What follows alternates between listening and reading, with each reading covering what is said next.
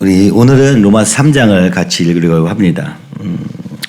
사실은 이게 아주 순서적으로 로마서라는 것은 사실 너무나도 논리적인 책이고 또 그 가운데 실제가 들어있는 것이죠. 논리적인 책이라고 해서 논리적으로 이해한다고 이해할 수 있는 게 아니고 자신의 삶에서 이해돼야 되는데 그 논리 없이 몇 마디 구절을 가지고도 또 이 전체 내용을 왜곡할 수 있게 되는 것 같습니다. 1장에서 바울이 어떠한 이 복음의 감격으로 시작하는지를 우리가 보았다면, 그렇죠? 2장에서는 그 유대인들이 스스로 자신이 하나님의 백성이라 자부하며 마음에는 할례를 받지 못한 채 율법을 의지하여 스스로 의인이 되어 있는 모습을 계속 얘기했습니다. 그러나 그 반대편에 또 한 사람이 있죠. 유대인이 있다면 이제 또 이방인이 있는 것이죠. 그러니까 율법은 그러면 없다는 얘기냐? 때로는 우리가 유대인들과 같이 스스로 자기 의에 빠져서 남들을, 그죠? 하나님이 된 자리에서 남들을 판단만 하고 있는 자리에 있기도 합니다. 그러나 또 반대로 어떻습니까? 이방인처럼 스스로의 죄인됨을 합리화하면서 사는 것도 방법이 아니라는 것이죠. 그러니까 어떤 행위나 어떤 행동의 결과에 상관없이 나 예수님 믿어 하면 끝나는 것도 아니라는 것을 설명하는 것 같습니다. 그것이 이제 3장에서 나오는 것이죠. 그러니까 우리는 이쪽이 있죠. 율법주의. 나 하나님 알아. 나 만났어. 그랬으니까 난 아무 문제 없어. 그러니까 너만 잘하면 돼. 라고 끊임없이 판단하는 한쪽이 있다면 또 한편으로는 나는 안 되니까 어쩌라는 거야 하면서 그냥 내 마음대로 살 거야 라고 주장하는 이 양극단 사이에 있는 믿음, 바로 이것이 로마 교회에 있었던 유대인과 이방인의 모습이었던 것이죠. 그러면 이 율법은 무익하는 것인가? 그러면 예수님은 그 어디쯤에 있는 것인가? 이것을 나타내고 있는 것이 이제 이 구원을 향해서, 하나님의 의를 향해서 가는 걸음인 것입니다. 그래서 3장을 비록 자세하게 보기는 어렵겠지만 3장 전체를 같이 읽어가면서 보면 좋겠는데요. 여러분에게 새 한글 성경이 없다면 개역개정 그 큐티책으로 토요일 본문인가요? 거기서부터 읽어나가면 되고요. 또 앞에 화면도 있으니까 들으시면서 같이 읽으면서 눈으로 읽고 그러면서 한번 같이 보면 좋겠습니다. 3장은 이렇게 시작합니다. 그렇다면 유대아 사람이라고 더 나을 게 뭐가 있습니까? 할례 받은 것의 이득이 무엇입니까? 어느 모로 보나 이득이 많습니다. 첫째로는 유대아 사람들에게 하나님의 말씀이 맡겨졌다는 사실입니다. 그러면 지금까지 유대인이란 건 아무 쓸데없다는 것이냐? 아닙니다. 오늘 이득이 있습니다. 교회 안에 있었던 이득이 무엇입니까? 어려서부터 말씀을 보게 된 것이 이득이라고 말합니다. 그 말씀이 아직 내 자신에게 현실이 안 됐다 할지라도 이 말씀이 맡겨졌다는 것, 이 말씀이 새겨졌다는 것은 엄청난 이득입니다. 이방인하고는 비교할 수 없는 그 특권이 주어진 것이죠. 하나님의 백성의 특권은 바로 하나님의 말씀을 맡았다는 것이죠. 그 말씀을 안다는 것이죠. 세상 사람과 다른 이유가 바로 그렇습니다. 근데 3절은 이렇게 얘기합니다. 그렇다면 어떻게 됩니까? 근데 이 말씀을 받았지만 말씀대로 살지 않고 행위로만, 겉으로만 사는 그 유대인들에게 이제 혼란이 오기 시작하는 것이죠. 그 하나님의 말씀을 받았다는 사실이 또 자부심으로 작동할 수 있다는 것이죠. 그런데 분명히 2장에서는 그것이 다 쓸데없어서 할례 받는 것도 무효하다 막 이렇게까지 얘기했었는데 그런데 또 이제 말씀을 받았다는 것이 이득이라고 그러면 무슨 얘기입니까? 여기서 이제 혼란이 오는 것이죠. 그냥 나 잘못했다고 하면 되는데 또 이거는 왜 괜찮다는 거야? 이렇게 생각하는 것이죠. 그래서 이 바울이 그 사람들의 이 얘기들을 같이 여기다 적고 있습니다. 그렇다면 어떻게 됩니까? 어떤 사람들이 신뢰를 저버렸다고 해봅시다. 그렇다고 그들이 신뢰를 저버린 일이 하나님의 신실하심을 무의미한 것으로 만들겠습니까? 이 하나님의 말씀은 하나님과 이 하나님 백성의 언약, 약속입니다. 근데 한쪽에서 신뢰를 저버린 거예요. 누굽니까? 하나님의 백성들이 그 하나님의 약속대로 살지 않고 하나님의 말씀을 무시하며 산 것입니다. 그래서 어떤 사람들이 신뢰를 저버린 거예요. 그러면 반상대편에 있는 그 약속을 맺은 그 하나님은 그러면 이 약속이 무의미하니까 하나님의 신실하신 그 약속을 계속 지켜오신 하나님은 그럼 무의미한 겁니까? 그 하나님이 그 말씀대로 이루어가고 있는 이곳, 그러나 하나님의 백성이 그것을 저버린 것, 그러면 무의미한 것이 된 것입니까? 라고 묻습니다. 4절은 말하는 것이죠. 절대로 그렇지 않습니다. 하나님은 참된 분이시지만 사람들은 모두 거짓말쟁이라고 해야 합니다. 무슨 얘기입니까? 약속을 양쪽에서 지켜졌는데 한쪽에서 져버렸어요. 그러면 어떻게 된 것이냐? 야, 약속 아무 의미 없구나. 그러니까 이건 무효야. 이건 아무 소용이 없어. 이렇게 할 수 있냐? 아니요. 약속을 지킨 사람은 참되시다. 근데 그 약속을 저버린 자는 모두 거짓말쟁이다. 약속을 저버린 것이 문제이시지 약속이 문제인 것은 아니라고 얘기하는 것이죠. 성경에 이렇게 적혀 있는 대로입니다. 주님이 말씀하실 때 주님이 의로우시다 인정받으시고 주님이 재판받으실 때 주님이 이기시도록. 이것이 바로 시편 51편을 지금 인용한 것이죠. 시편 51편에 이렇게 적혀 있습니다. 51편에 보면 내가 주께만 범죄하여, 그죠? 내가 주께만 범죄하여 주의 목전에 악을 행하여 싸우니 주께서 말씀하실 때 의로우시다 하고 주께서 심판하실 때 순전하시다 하리이다. 지금 다윗이 이렇게 얘기하는 것이죠. 자신의 죄를 고백하는 51장에서 그는 4절에 이렇게 얘기합니다. 내가 주님께 범죄한 것이지 주님이 나에게 범죄한 게 아니다. 이 약속을 어긴 자는 나이니, 그죠? 주님의 말씀은 의롭다. 주님이 말씀하실 때 주님은 의로우십니다 하랄 거라는 것이죠. 주님이 심판하실 때 주님은 아무 문제가 없으십니다. 내가 약속을 어기기 때문에 이 심판을 받는 것입니다 라고 한다고 지금 다윗이 얘기하고 있는 것이죠. 그러니까 이 얘기가 이겁니다. 하나님의 약속은, 하나님은 신실하셨는데 내가 그 약속을 배반했습니다. 거역했습니다. 그러므로 하나님은 신실하시면 나는 거짓말쟁이입니다. 이것이 정확한 상황이라고 바울이 설명하는 것이죠. 아, 그러니까 하나님은 약속에 신실하셨는데 우리는 그 약속을 지키지 않았구나. 그러나 5절에 보면 그러나 우리의 불의가 하나님의 의를 드러낸다면 우리가 무슨 말을 하겠습니까? 벌을 내리시는 하나님이 불의하시다는 겁니까? 사람들 방식으로 말해보는 겁니다. 아니, 우리가 이 막 약속을 어겨가지고 불의하게 되어서 하나님의 심판을 받게 되었으니, 그죠? 아, 하나님 너무하신 거 아니에요? 왜냐하면 왜 그러냐? 이게 이제 논리가, 이상한 논리가 나오게 되는데 사람들이 하는 얘기라는 거예요. 뭡니까? 아니, 내가 이렇게 불의로워서 하나님이 의롭시게 된 거잖아요. 약속을 지켜야 돼. 내가 안 지켜가지고 그 약속을 지킨 하나님이 되신 거 아닙니까? 라고 얘기하는 거예요. 그래서 사람들이 얘기하기를, 야, 하나님 그럼 이제는 그 약속이 무효가 되었으니 심판도 하지 말아야지. 왜 심판하십니까? 6절은 말합니다. 절대로 그렇지 않습니다. 만약 그렇다면 하나님이 세상을 어떻게 심판하시겠습니까? 그러니까 이제 약속이 어겨졌으니까 이 약속 무효화시키자 이거죠. 이제 하나님도 없고, 그죠? 어차피 약속은 깨졌으니 이제 이건 무효입니다. 심판도 하지 마시고 내 마음대로 살겠습니다. 뭐 이렇게 얘기하는 궤변이 나타난다는 것입니다. 누군가 이렇게 말할지 모르겠어요. 심지어 이렇게도 말한다는 거예요. 하지만 나의 거짓됨 때문에 하나님의 참되심이 더 두드러져서 하나님께 영광이 돌아간다고 합시다.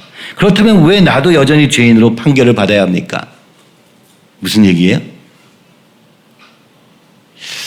그러나 그렇다고 해서 8절에 보니까 악한 일을 하여 선한 일이 생기게 합시다 라고 말할 수는 없지 않겠습니까? 아니, 사람들이 이렇다는 거예요. 아, 우리의 죄인됨 때문에 하나님의 의로우심이 드러났으니 나는 역할을 다 한 거예요. 그러니 주님, 나를 심판하시면 안 되죠. 유대인들이 이렇게 얘기한다는 것이죠. 하나님의 말씀을 받아서 지키지 않아서 심판받은 그들을 통해서 하나님의 영광이 드러났으니 이제 심판을 하지 마셔야죠. 제 역할 다 했잖아요. 하나님이 의로우신 분으로 나타났잖아요. 이렇게 얘기한다는 거예요. 그래서 더 나아가서 8절에서 뭐래요? 자, 우리가 악한 일을 하여 선한 일이 생기게 합시다 라고까지. 우리가 더 악할수록 하나님이 선하심이 드러나니까 하나님께는 좋은 거 아닙니까? 라고 말한다는 거예요. 몇몇 사람들이 우리를 헛들으며 주장하기를 우리가 그렇게 말한다고들 하지만 사실은 그렇지 않습니다. 그런 사람들은 심판을 받아야 마땅합니다. 이 이방인들이 이렇게 얘기한다는 것이죠. 율법은 다 필요 없고 내 마음대로 살면 되는데 어차피 너희가 약속을 안 지켜서 그죠? 이렇게 됐으니 자 우리는 이제 악한 일을 더해가지고 하나님이 더 의롭게 하시자.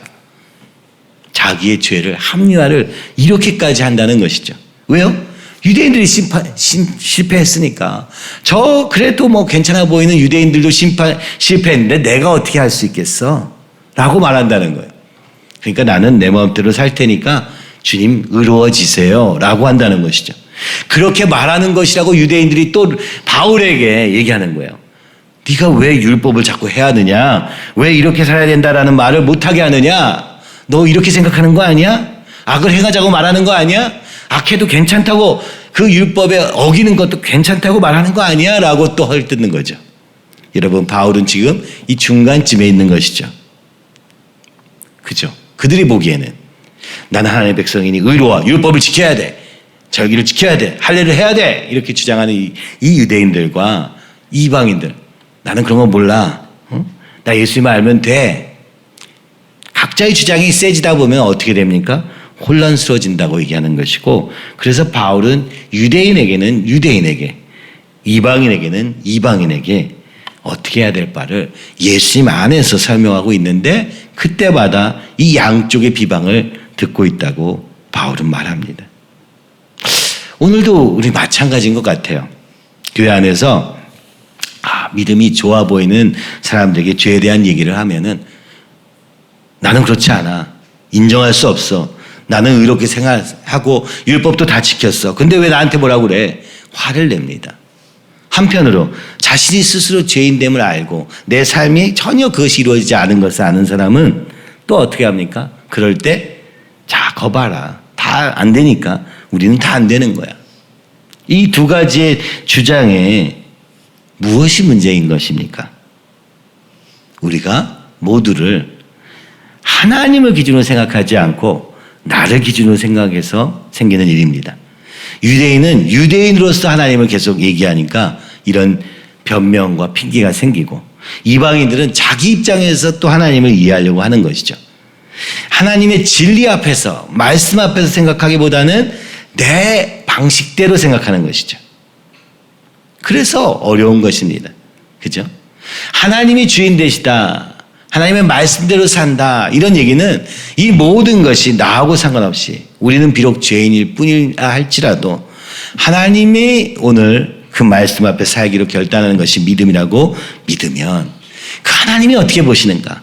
오늘 내 이 상황을 하나님이 어떻게 보시는가를 보면 좋겠는데 그때도 우리는 끊임없이 내 생각을 돌리고 내 감정을 돌리고 내 의지를 가지고 내 힘으로 뭔가를 해보려고 한다는 것이죠. 그 결과 이 헬라인과 그죠? 이방인과 그리고 이 유대인들 사이에 엄청난 격차를 우리가 스스로 만들어내는데 여기에 하나님은 없더라. 그죠? 구절이 이렇게 말합니다. 그렇다면 어떻게 됩니까? 우리가 더 낫습니까? 전혀 그렇지 않습니다. 이방인은 그러면 더 나은 거냐? 전혀 그렇지 않습니다. 우리가 이미 고발하기를 유대아 사람들도 그리스 사람들도 모두 죄 아래 있다고 했기 때문입니다. 모든 사람이 죄를 범하였음에 하나님의 진리에 이를 수 없다. 그죠? 그래서 여기 뒤에 나오는 이 말씀, 성경에 적혀 있는 그대로입니다. 의로운 사람은 없다. 하나도 없다. 의로운 사람은 하나도 없습니다. 깨닫는 사람도 없고 하나님을 찾는 사람도 없다. 우리가 스스로 하나님을 찾아간 게 아니에요. 하나님이 우리를 찾아오신 것이지. 그러니까 하나님을 찾는 사람도 없습니다. 모두가 빗나갔고 다 함께 쓸모없어졌다. 모두가 하나님을 떠남으로 말미암아 그렇죠? 죄, 곧 빗나가게 되었다. 선한 일을 하는 사람이 없다. 하나도 선한 일 할 수 있는 사람이 없다는 것입니다. 입은 어떻습니까? 열린 무덤이요. 그들의 목구멍은 그들의 혀로는 걸핏하면 속인다. 우리가 말하면 내가 주인 돼서 하는 말은 열린 무덤, 썩은 내가 진동하는 그냥 무덤인데 문을 안 닫으면요 썩은 내가 진동하는 거예요. 근데 자꾸 입을 열어서 이 썩은 내를 밖으로 내뱉는 거예요. 내가 뭐 어쩌고 저쩌고 저쩌고 저쩌고. 그리고 이 혀는 속임수밖에 없어요. 살무사의 독이 그들의 입술 아래에 있다. 그 독으로 어떻게 해요? 다른 사람을 죽이기까지 하는 것이죠. 그들의 입에는 저주와 모진 말이 가득 차 있다. 내가 썩음을 드러낼 뿐만 아니라 남을 죽이는 독이 되고 저주가 되고 모진 말이 되어서 오게 되는 것이죠. 그것이 인간의 현실이다. 그들의 발은 피 흘리게 하는 일에 재빠르고, 자 16절은 뭡니까? 평화의 길을 그들은 알지 못한다. 우리의 입은 이렇게 썩었고 우리의 발은 어때요? 우리의 발은 계속해서 피 흘리게 하는 일, 또 다른 사람을 해치는 일에는 빠른데 평화의 길, 하나님의 길, 샬롬의 길은 알지 못한다. 그렇죠? 그래서 하나님을 두려워함이 그들 눈앞에는 없다. 하나님을 두려워함으로 이 모든 걸 하는 게 아니라 자기 멋대로 얘기한다는 거예요. 율법을 가지든 율법을 가지지 않던 자기 중심적인 삶, 하나님과는 상관없는 삶, 그것이 우리의 죄성이다. 그럴 수밖에 없는 게 우리의 죄성이다. 그렇죠?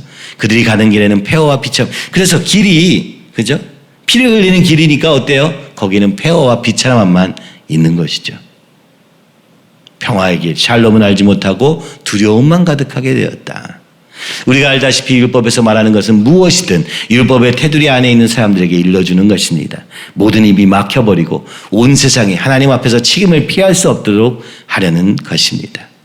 따라서 율법의 행위로는 어떤 사람도 하나님 앞에서 의롭다고 인정받지 못할 것입니다. 율법을 통해서는 죄를 알아차리게 될 뿐이니까요. 우리에게 맡겨진 말씀의 유익은 어디에 있느냐? 그죠? 유대인의 특권은 무엇이냐? 하나님의 말씀을 받은 것이요. 근데 이 말씀은 무엇을 얘기하는 거예요? 우리의 입을 막기 위한 것이다. 책임을 피할 수 없도록 하기 위해서 율법을 주신 것이지. 즉 율법을 통해서는 우리가 죄인됨을 깨닫도록 하기 위해서 율법을 주신 것이지 네가 이걸 지킬 수 있다 생각해서 주신 게 아니라고요. 아니 아무도 지킬 수 없는데 스스로 지킨다고 생각하는 것이죠. 교회 안에도 이런 일이 자주 있습니다. 우리가 주님을 위해서 주님 앞에서 내가 순종해야 될 것을 하면 참 좋겠는데 그러기보다는요 옆에 사람을 보면서 그 사람이 잘하고 있나 못하고 있나를 계속 생각하는 것이죠. 장년들은 청년들을 향하여서 야, 좀 똑바로 해, 열심히 해 그렇게 말합니다. 근데 자신은 정작 하나님 앞에서 하나도 하나님 앞에서 하는 일이 없어요. 뭘 하나님 앞에서 한다고 생각해요? 예배 나오는 게 하나님을 위해서 내가 예배를 나왔다고 생각하고, 그렇죠? 교회에 돌아가는 모든 것에, 그렇죠? 우리 여자 집사님들은 주방일을 조금 하는 것으로 하나님 일을 다 했다고 생각합니다. 참 이상해요. 또 청년들은 어떻습니까? 열심히 합니다. 자기 삶도 들여서 합니다. 그러나 어때요? 또 하나님과 상관없이 그 안에서 인정받기 위해서 하고, 그죠? 이렇게 해서라도 사는 게 세상보다는 어쩌면 더 편해서 이곳에 있는지도 몰라서 책임을 피하는데, 그죠? 위험을 피하는데 이 모든 일을 사용합니다. 그래서 온전히 전심으로 할 수 없는 이 상황 속에서 저는 그 중간에서 보면서 참 이상하다. 주님을 위해서 일할 마음이 있는 사람, 주님을 향해 달려갈 걸음도 없지만 간다고 한들 거기에는 아무 힘이 없고 의지도 없고, 그죠? 참 신기해요. 우리의 마음 안에는요 하나님을 향한 열정이 스스로 생길 수 없습니다. 아무리 환경을 조성해도, 아무리 어려서 교회에서 있었어도 주님을 위해서 내 자신을 벗어나는 노력은 저절로 되는 것이 하나도 없다는 것을 보게 됩니다. 우리는요 세상 속에 살면서 하나님과 전혀 상관없는 그런 믿음 생활을 하지 않기 위해서 이 믿음의 공동체 안에서 사업도 일으키고 삶도 이루어갈 수 있도록 꿈꾸는 것을 우리는 공동체의 꿈이라고 말했던 것입니다. 근데요 정작 어떻게 됩니까? 세상 속에 사는 삶을 포기할 수가 없어요. 돈도 거기서 나오고 모든 만족도 거기서 오기 때문에 굳이 교회 안에 들어오려고 하지 않습니다. 그래서 청년들로 시작했던 거야. 제가 30대이던 시절부터 우리 청년들이, 우리 지금 사역자 그룹이 20대에 있던 시절부터 세상을 포기하고 물질을 포기하고 하나님 앞에서 이것을 하기 위해서 몸부림치면서 달려왔습니다. 그 결과가 세상만큼 나오면 참 좋겠지만 그러지는 참 어렵더라고요. 그럴 때 어떻습니까? 야, 거봐. 그냥 세상에 나가서 돈 벌고 직장에서 돈 번 다음에 11조 해가지고 교회를 유지하면 되는 거야. 이 땅에서 해야 한다는 그게 전부야. 라는 조롱이 우리 안에서부터 올라오죠. 또 한편으로 그렇게까지 살 수는 없어 라는 변명과 함께 말이죠. 유대인은 유대인대로, 이방인은 이방인대로 자신이 하나님 앞에서 가야 될 걸음을 고민하기보다는 서로를 향해서 싸우고 있는 것을 보면서 바울은 이런 얘기를 하는 것이죠. 아무도 의로운 사람은 없습니다. 누구나 모두 다 죄인일 뿐임을 우리는 알아가게 되고 있는 것입니다. 라고 말하는 것이죠. 말씀 앞에서 그러기도 하고 깨달아가고 세상에 살면서 여기 소망 없음도 깨달아가고, 그죠? 교회 안에서 또한 우리의 죄를 발견하고 교회 밖에서 이 세상 속에서 이 죄로 만연한 세상 속에서 그 고통 가운데 그 죄의 존재를 깨달아가는 것이죠. 그러므로 하나님의 구원이 필요하다. 모든 사람의 구원을 주시는 하나님의 능력이 됨이라 이것을 점차 알아가고 있다고 바울은 얘기하는 것 같습니다. 21절에는 그래서 이제 새로운 길이 열렸다라고 얘기하는 것입니다. 그러나 이제 율법과는 무관하게 하나님의 의의가 나타났습니다. 이 세상에는 내 안에도 이 세상에도 없는 그 하나님의 의로우심, 그 완전하심이 나타났습니다. 이 의는 율법과 예언자들이 증언하고 있는 것입니다.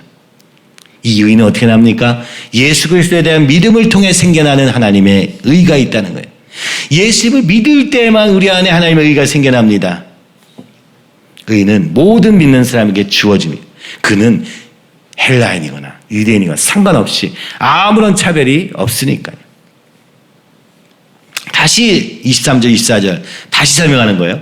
사실 모든 사람이 죄를 지어서 하나님의 영광에 다다르지 못하는 처지에 있습니다. 누구도 하나님의 영광에 이를 수 없어요. 그런데 그들은 아무런 대가 없이 하나님의 은혜로 의롭다고 판결받게 된 것입니다. 여전히 그 하나님의 영광에 다다르지 못하는 처지에 있음에도 의롭다고 하셨다는 거예요. 하나님이 이렇게 판결하셨다는 거예요. 어떻게? 하나님이 그리스도 예수님 안에서 그들을 죄로부터 풀어주신 덕분입니다. 예수님 때문에. 이 예수님은 뭡니까? 이 예수님을 하나님은 죄없는 제물, 화목제물로 내놓으셨습니다. 죄 덮음은 믿음을 통해 얻어지며 그분의 피 덕분에, 그분의 피를 믿음으로 말미암아 이 죄가 덮어진다. 없어지는 게 아니죠. 덮어진다.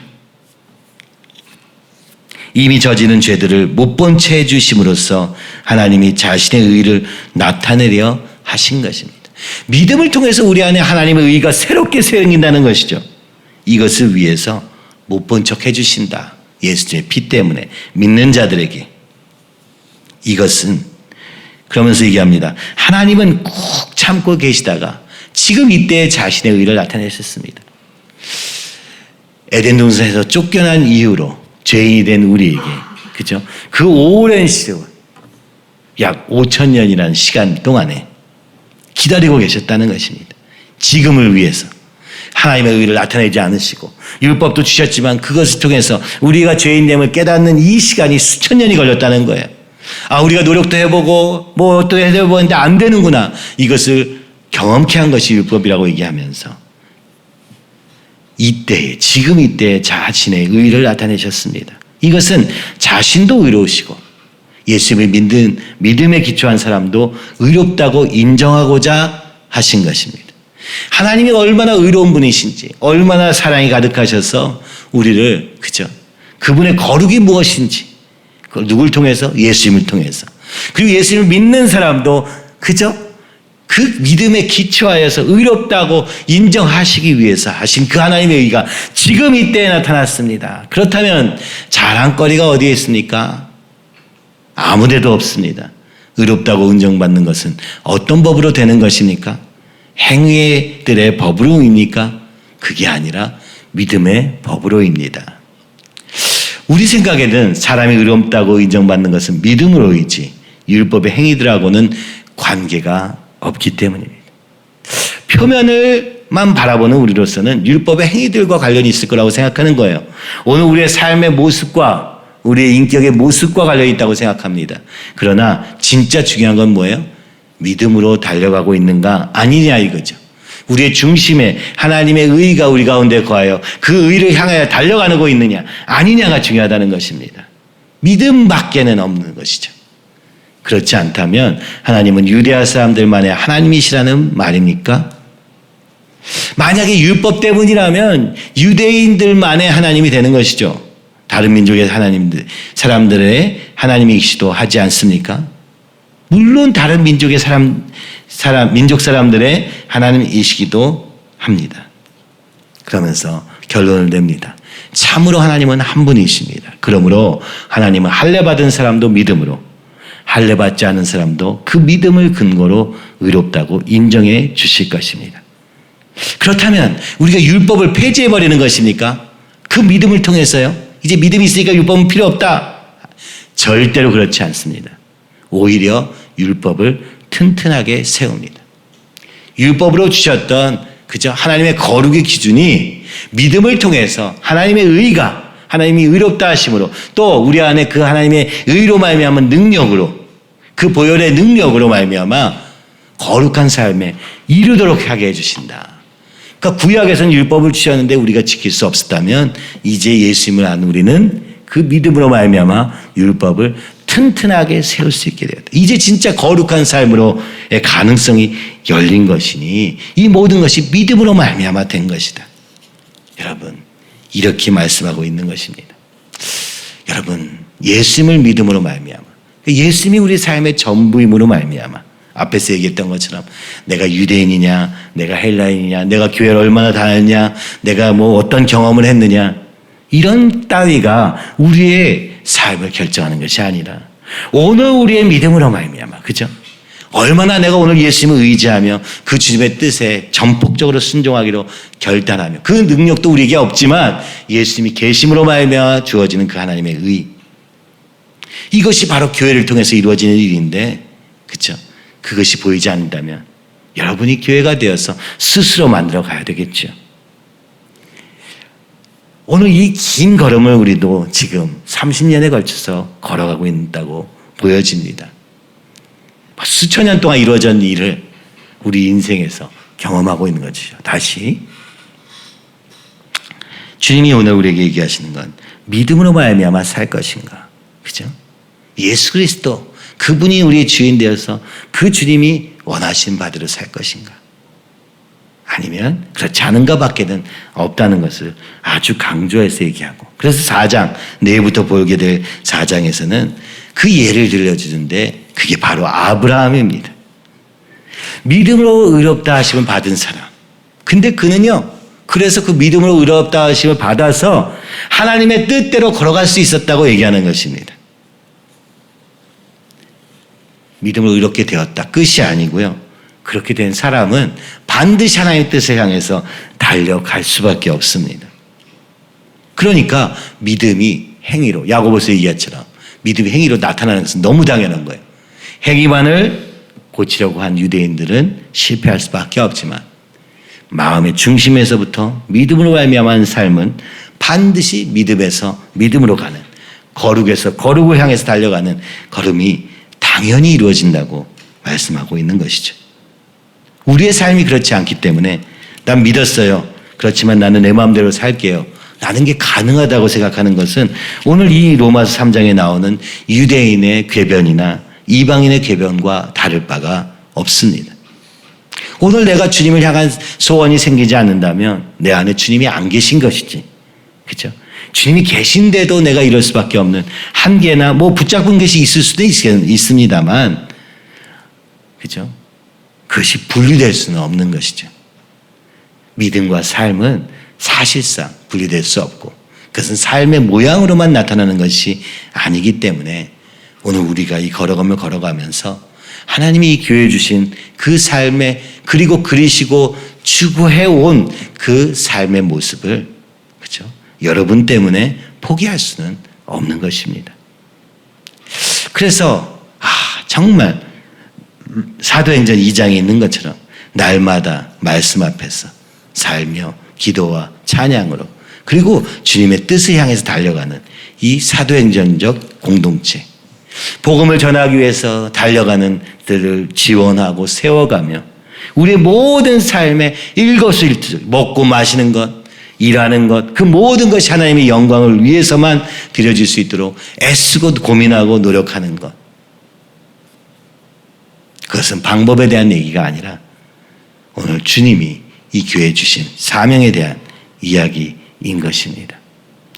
자, 로마서 3장을 통해서 우리가 생각해야 될 것 단 한 가지입니다.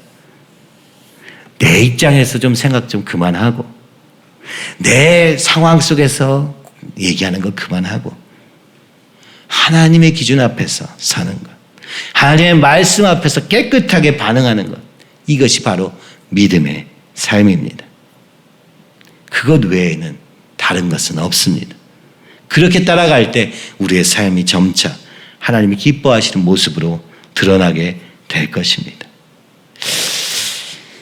우리 모두는 그래서 이 앞에서는 우리 모두가 죄인됨을 인정하고 우리에게는 가능성이 없음을 확실하게 못 박아버리고 오늘도 하나님의 의이신 예수님을 바라보며 그 하나님의 의가 예수님을 영접함으로 그 하나님의 의로우심이 그죠? 거룩이 하나님의 형상이 우리 안에서 이제 만들어져가는 놀라운 과정으로서의 우리의 삶을 꿈꾸고 기도하고 기대하는 그것이 우리가 할 수 있는 전부임을 그죠? 또 서로를 향해서 판단하고 끝나는 것이 아니라 하나님 앞에서 내가 어떻게 해야 될 것인가. 이제 제주도도 가게 되는데 지난 주일에도 같이 모여서 같이 얘기하면서 하나님 앞에서 한 걸음 가기 위해서 뭐 가진 것도 없고 뭐 그렇다 할지라도 마음으로 하는 그 모습이 너무 아름다워 보였습니다.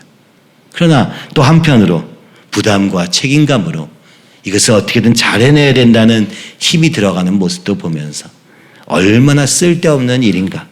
그렇죠? 주님이 오늘 인도하시는 걸음을 향해 우리는 달려갈 뿐이지 그것이 맞냐 틀리냐 우리가 판단하는 입장에 있지 않음을 우리는 항상 기억해야 합니다. 거기서부터 우리는 스스로 하나님이 되어버리는 것이기 때문에 그렇습니다. 서로를 향해서 왜 우리 부모님은 주를 위해서 하지 않을까? 라고 한들 그들이 변하지 않고 왜 우리 자녀들은 하나님을 위해서 산다고 하면서 저 모양일까? 한다고 해서 그 자녀들이 바뀌는 것이 아니라 오늘 하나님이 우리 각자에게 주시는 그죠? 믿음으로 말미암아 걸어가는 삶을 물으며 그죠? 그것을 향해서 몸부림치며 달려가는 왜냐하면 우리는 죄인이라서 할 수 없기 때문에 그래서 기도하고 주님 그 마음 주시옵소서 없는 마음 주시옵소서 죄인이 우리 능력 없는 그죠? 부패해서 입에서는 그죠? 입은 목구멍은 열린 무덤이요 발은 피 흘리고 그죠? 길을 몰라서 끊임없이 잘못된 길로 향하는 우리 주님 인도하여 주시옵소서. 여러분 이것이 우리의 삶의 태도가 될 때 다른 사람을 진정으로 사랑하고 또 도울 수 있는 자가 된다는 생각도 들고 먼저는 내가 그 하나님 앞에 서기를 간절히 기도했으면 좋겠습니다. 자, 우리 시간에 기도할 때 로마 3장을 놓고 기도합시다. 정말 우리가 하나님의 이 신실하신 약속 앞에서 죄인임을 인정하는가? 의로운 사람은 없다. 하나도 없다. 깨닫는 사람도 하나님 찾는 사람도 없다. 모두가 빗나갔고 다 함께 쓸모없어졌다. 선한 일을 하는 사람도 없다. 우리가 스스로 선하다고 착각하지 않도록 그죠? 우리의 말에서 독과 저주밖에 나올 수 없고 피 흘리는 발밖에 될 수 없는 우리 주님 오늘도 인도하여 주시옵시고 주님이 주인 되셔서 우리의 한 걸음 한 걸음을 우리의 생각과 감정과 우리의 모든 힘도 주님으로부터 말미암아 주님을 향하여 주님의 영광을 위해 달려가는 걸음이 되도록 주여 인도하시고 아버지 도와주시옵소서. 무엇보다 하나님 앞에서 나를 깨고 오직 주님만이 전부가 되는, 그러기 위해서 나를 버리고 자르고 끊어내는 그런 놀라운 이 믿음의 몸부림 속에서 주님이 일하시는 개인과 가정과 교회가 되기를 우리 같이 기도하며 나갔으면 좋겠습니다.